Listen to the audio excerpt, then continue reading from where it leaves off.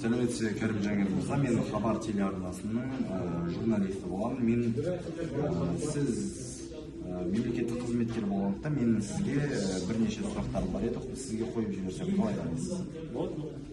Енді еркіндік пен цензураның арасындағы шекараны қалай айыра аласыз? Сол туралы айтып жібересіз?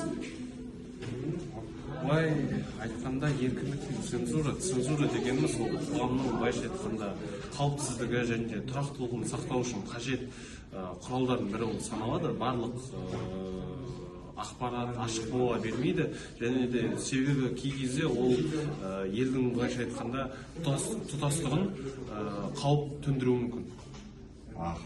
Ал ақпарат еркіндігі қайда қалады сонда? Халықтың білімі мен пікір айту құқығы маңызды емес па?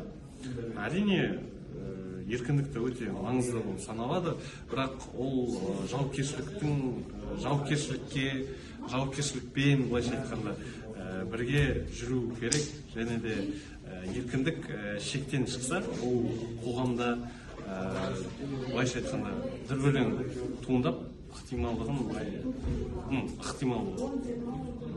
Яғни тепе-теңдік қажет деген сөз ғой, бұл сіздің айтуыңыз бойынша мен солай түсініп.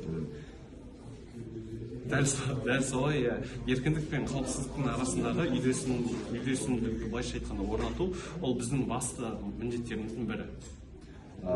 Бұл өте маңызды диалог болды. Әрі біз сол байланыс іздеуімізді жалғастыруымыз керек. Сіздермен болған Хабар телеарнасының журналисті Батырбек Амантай. Қош сау болыңыздар.